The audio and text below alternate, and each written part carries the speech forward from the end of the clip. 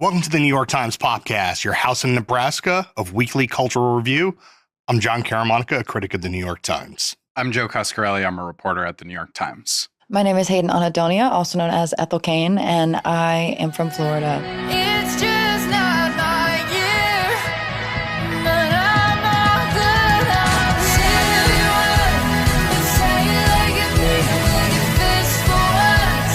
And I'll pull up with the kids at the front. I feel outnumbered here. It's true. A lot of Florida energy. There's is a in the room lot right of now. Florida. I feel like I have to inch back a little bit. I forgot you were from Florida. Oh, yeah. I wonder if there's Floridian wisdom that you think I, as just a humble New Yorker, am not accessing. I think everything, right? Yeah. Like It's- you don't. I I don't think. know if it's like a wisdom as much as it's like a crassness. Yeah, but I think it explains a lot about the world and the country in particular. Yeah, Florida's just like do whatever you want the musical Yeah. every day, Mm-hmm. Yes. which is kind of a problem when you leave Florida and you're like, oh God, there's rules.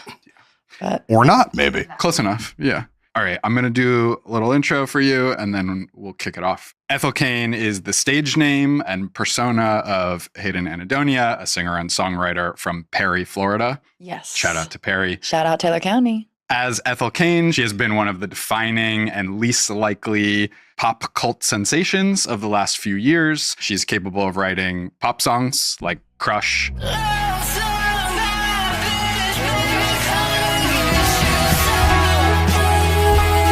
also has a very experimental side. We will get to that. Preacher's Daughter, Ethel Cain's debut album, had both. It was an extremely intricate and beautifully arranged concept album, the first in a trilogy, an enormous amount of narrative backstory, which helped endear Ethel Cain to, I would say, a very obsessive fan base, both online and in concert. You did all of this from remote rural America. Then you blew up, as we expected you might. You followed up Preacher's Daughter with an ambient drone album called Perverts, a very big swerve to make after a breakout sensation.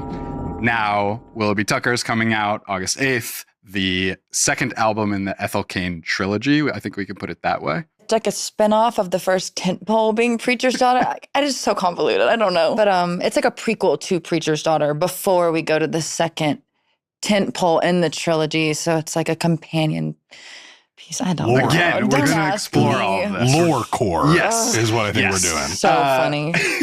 Ethel Cain's new single, F Me Eyes, big banger. But no one ever wants to take her home. The album features songs 6 minutes, 8 minutes, 10 minutes, 15 minutes long. This is not your average pop star. Hayden, thanks for being here with us today. Thank you for having me. I thought we could start by talking about the difference between Hayden and Ethel Cain and sort of how you think about that character now, a few years on into this process. I mean, it's so funny, just like to preface, when I started making this project, it was kind of a way to talk about the things that I've been through, my experiences in life, the experiences of people that I love, the stories, the experiences, everything that I've witnessed and had happened to me. I want to talk about it in a way that I can be open and, honest about it and talk about the nasty, the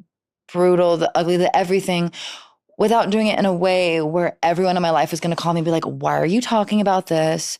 You can't do that. And so creating a fictional narrative where I could dance around the line of this happened to me, this didn't happen to me, this is real, oh, this is fictional. It was kind of a way for me to shirk off responsibility and, all names and places have been fictionalized to protect the viewer or whatever, Sure. So it was kind of that, so that I could be open and honest and candid without getting in trouble, because I'm still very close with, many of the people that have known me since I was a baby. I honestly think of her less as a persona and more of just a character. Like I used to joke and say that she is to me as what Bella Swan is to Stephanie Meyer. I'm like, that's which I've never read Twilight, so I don't actually know if that's accurate. I don't know. But like a vehicle for your But stories. yeah, it was a vehicle for basically. the story. And it was a way for me to put it out into the world without getting multiple phone calls. I had no following. I had no nothing. It was me in my apartment. And I was like, I want to make a movie, but I can't. So I'm going to tell this movie story through an album sonically, because I can do that in my bedroom at least. And that's where it all kind of spiraled out of control from, was me just fictionalizing this combination of all of my past experiences and my future fears of things that I was afraid of happening and the things that had happened to me that I was afraid of, and just as negative and brutal as possible, because, I also just do have a flair for the dramatic and the dark, because I love being afraid, and I love feeling scared, and I love feeling bad. I don't know why. I just kind of love it. And that's where the album came from. It was a way for me to blab without getting in trouble. Has that worked? Has it worked as armor for your personal life and your history? I've been having this conversation with, a lot of the people in my life as we get ready to gear up for the second record, because, I thought it was going to protect me and it was going to be Ethel Cain's problem. But then you get into this kind of interesting thing where you start to get eclipsed by your own character, where now I've seen, just the other day I read something, it was a write-up of my very first EP I put out, Carpetbed, talking about how it was teeing up the story. And I thought, oh no, like Carpetbed, that was me. That was just me talking about my personal experiences as, me as a human being with no, relation to any story. And I thought, oh God, now it's all going to Ethel Cain, where now everything that happens, every song I write, every demo, every lyric, everything, it's part of her story. And so I keep kind of jumping across this line and doing this funny dance with Ethel Cain where, I'm figuring out, where is she? Where am I? Who is she in relation to me? Do people know her better than they know me? Is it a good thing? Is it a bad thing? It's kind of hard when you create this tulpa almost to put out into the world, to go before you as a protective measure.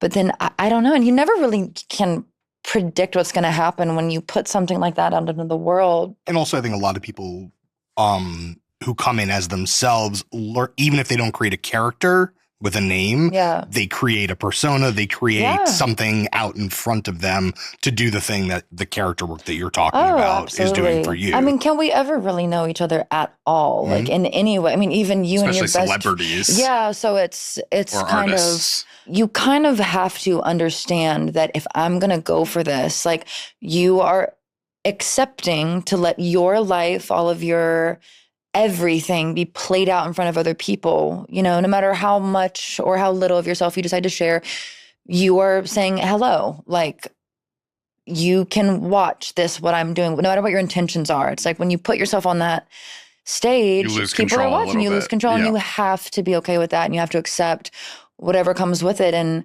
you can kind of feel whatever you want to feel, but it's like at the same time, it's like, this is what we're doing now. And so even though there was no way for me to predict the way that, this project would go or the way that it would affect me or my relationship to the thing that I love, which is creating, it's a gamble. It's a risk. It's high risk, high reward. And that's kind of the craziness of it. I think having that lore, that backstory, the whole plot in your head, the presentation, the dresses, the religious imagery, the sort of fuzzy VHS tape. I think you described the Ethel Cain character to me initially as a mix between a final girl from a horror movie and Billy Graham, like the Southern preacher, which I thought was quite evocative. Is that in your piece? I think it is. And that was a huge magnet for people, right? I think people wanted to decode you. It reminded me of the early Weekend stuff, where people are like, who is this anonymous but fully formed character?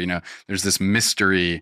Do you think that was a selling point early on? Like, did that give you a bigger audience than you might not have had if you just said, here, I'm Hayden, I'm just a regular person from Florida, and here's my music? Like, do you think that it worked as a marketing tactic? I absolutely think that it did, because it was funny. I always had kind of two minds about me. When I first started, I was, thought to myself, I only do this because I love it. I do this because I'm passionate about the project. I love creating. I love world building and weaving a web and telling a story.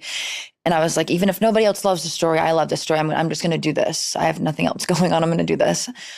But at the same time, I thought, well, I'm not really good at anything else. So if I'm going to go for this, I might as well try to make it at least profitable enough to live off of, so that I could like make my art and then just kind of have it be a self whatever machine, self-sustainable, endeavor. But I described it a lot to people as my love of Lord of the Rings growing up. I always thought it's so nice when you have a world with things that it's not just you're interacting with it on surface level. You know, you get a character in a chapter and then you think, well, where did you come from? And also The Legend of Zelda, this, you know, media that I consumed as a kid. I love when there's something that leads to something else, that leads to something else. I love when something's a breadcrumb. And so I thought, well, I want something like the richness and the complexity of a fantasy series, but through the lens of a Southern Gothic, female-fronted kitchen table drama. It makes sense that aspect carried the project, because when people bite into something, they want more. They want to rip it apart and see how far down it goes, because people are curious. They want to decode it. They want to decode it. And I mean, for better or worse, like that is, I think, one of the selling points. Sometimes I feel like people love the story more than they even love the music, which is also very cool, you know, whatever aspect of. Yeah, you can connect with it on multiple levels. And that's a classic sort of internet phenomenon of the moment, whether it's music related or YouTube wormholes or conspiracy theories or anything. QAnon, all that stuff. Yeah. I wonder though. Ethel Cain is so QAnon. I'm just kidding. That's bonus. That's the Patreon footage. I wonder, you talk about creating the character in part as a buffer to protect other people, but at the same time, it does afford you a measure of protection. And I wonder if now that we are 5 years into the character, 4 to 5 years into the character, are you now consciously holding things away from the Ethel character? Like the character has its own life and you're writing towards that lore, but there are personal experiences that Hayden went through that for whatever reason, whether they're personal emotional reasons or just narrative reasons, don't make sense in the Ethel universe. The Preacher's Daughter was speaking on my experiences in the church and as a child and dealing with an environment that you kind of are subjected to and can't escape from and all of those fears. Willoughby Tucker is more of my insecurities and frustrations and fears and inadequacies and all of that in love. And so it's just as personal, just on a different tip. But all of this, since the debut, has to do with Ethel Cain, the granddaughter's character. So we are now, after this record's over, officially closing that chapter. I built Ethel Cain, the granddaughter's character, based off of now 27 years of life. I have to go back out now and live and get more experience. It has nothing to do with my career, nothing to do with what I do, just me as a person in my personal life. If I'm going to write another record, and that's kind of why I've spaced this project out and said, you know, this will take me my whole life to finish. I don't know when Preacher's Wife is going to come. It could be 5 years, 10 years. It could be however long. I could never get to it. I will do it when it needs to be done. I only wrote Preacher's Daughter because I needed to. So when I need to make Preacher's Wife, it will be there. I could draw it out for you, but it's but and I'm sure. I think I have an hour-long tape somewhere of you explaining to me the universe. Oh, I held him hostage on an abandoned bridge, and I made him talk about the whole story. First of all, you can't make Joey talk about Joe voluntarily. It was a good day. I had fun. I bet. But yeah, I could tell you the entire, it's like some red string, you know, whatnot. But I'm fully entertaining myself with this project. I'm sat in my room with Legos, just or banging pots and pans and having fun. This is playing The Sims, basically. But Little House on the Prairie edition. Yeah, this is all high school OCs that I'm just and now kiss. It's so self-indulgent and you know, on a shallower level, it's purely just entertainment for me, and then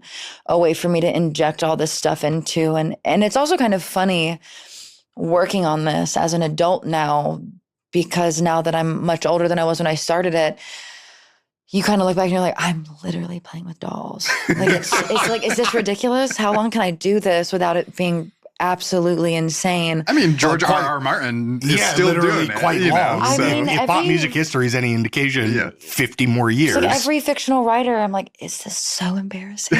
Because I've seen some people that, you know, I've seen some comments that have said, I'm only here for the music. I don't care about this tortured high school romance story. And I'm like, I don't know. I kind of like it. I'm having fun. But it's so silly. But it's so silly and so intense at the same time. It's, without going too much into the history, it's I really did. I did not have a lot of friends growing up. I'd sat in my room. I was very homeschooled. I did not get out. And all I had to do was tell myself stories and get invested, and I've never gone out of that. And so this is one big, long piece of lined notebook paper that I'm just scribbling on still to this day. Metaphorically, I don't write anything down. It is all in my brain. It's all up here.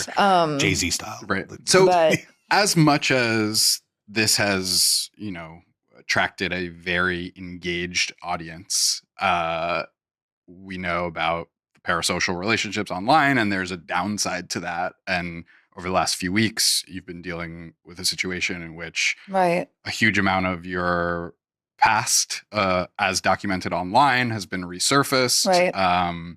Some of it offensive, some of it that you seem to truly regret, some of it that you feel like is being weaponized against you because of your identity. Somebody had asked me if I'd ever used a racial slur, and I said, in all honesty, yes, I have used it before. My parents taught me that honesty is the best policy, and I said, the way that I was raised, where I come from, yes, I've said it. I think maybe the way in which I answered it was more flippant than it needed to be.